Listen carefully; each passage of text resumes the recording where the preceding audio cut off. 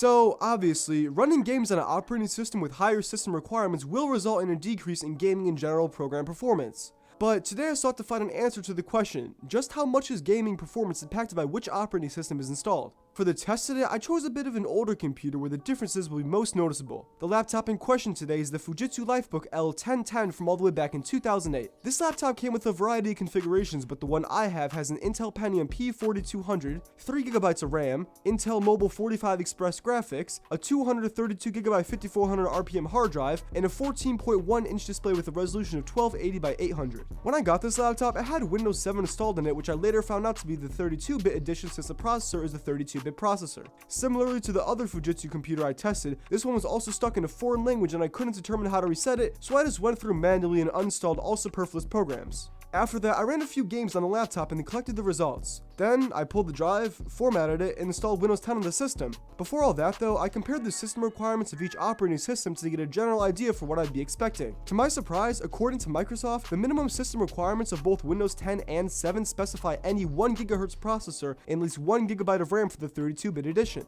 But even though there's no large difference in their requirements, I'm just going to tell you there was a large difference in gaming performance in the test I ran. However, keep in mind that this is not representative of all games and that on an actual competent gaming computer, there's often a smaller performance gap between Windows 7 and Windows 10. For the format of this video, I'll be going over the individual performance of each game on Windows 7, then we'll compare that to their performance on Windows 10. But you could just bypass this and go to the timestamp currently displayed on the screen. In addition, all games will be ran with the same settings on both Windows 7 and Windows 10, as well as in the resolution of 1280 by 800 unless otherwise specified. But enough of that, you're here to see the comparison between gaming benchmarks on Windows 7 and Windows 10, so let's just get right into some benchmarks.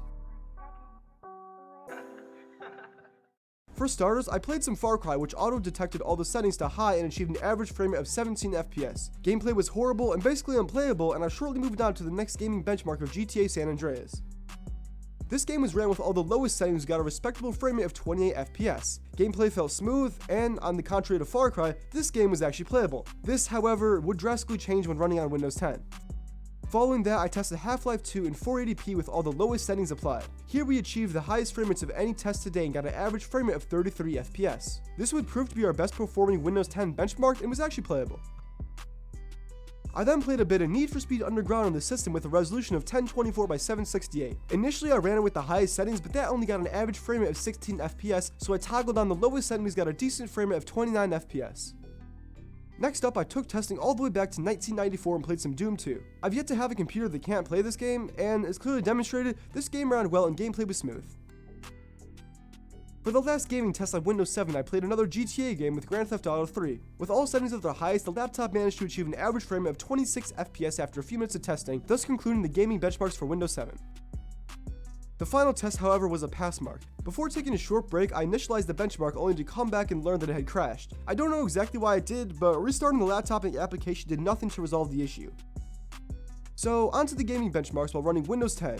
Long story short, all gameplay felt like a terrible slideshow and none of the games were even remotely playable aside from Doom 2. To start, on Far Cry, the average frame rate was 3 and had severe input lag. Afterwards, in the GTA San Andreas test, the computer managed to pull an average frame rate of 8, and that was pretty terrible. Following that was the Half-Life 2 benchmark, where the laptop achieved the highest Windows 10 frame rate of a whole 9 FPS.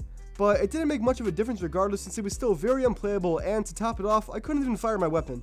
Afterwards, the benchmark of Need for Speed Underground got a frame rate of 5 FPS, and as expected, was completely unplayable. Luckily though, the Doom 2 benchmark was able to save the day and gave us our only playable experience out of all games tested on this computer with Windows 10 installed. From my experience, MSI Afterburner never works with Doom 2, and due to some error, it decided to stop working on the final benchmark.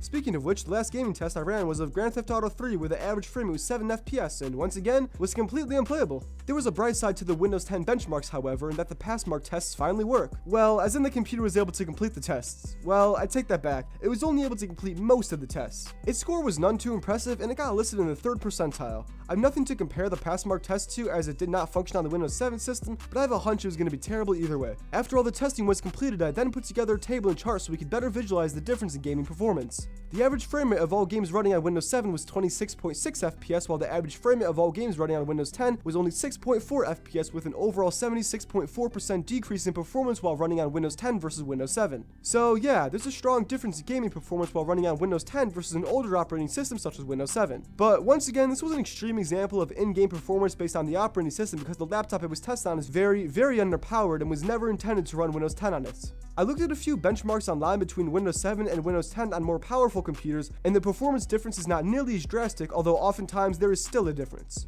And one last thing before you go, would you want exclusive videos and unreleased footage with behind the scenes look into the channel? Well, then join the Discord, link in description. Regardless, thank you for watching and I hope you enjoyed the video. Also, please leave a comment below because interactions with viewers will help boost this video in the YouTube algorithm. While you're at it, please subscribe because that helps a lot in video quality and production and also positively affects my day. Finally, leave any questions or suggestions in the comments below and have a great day. Bye.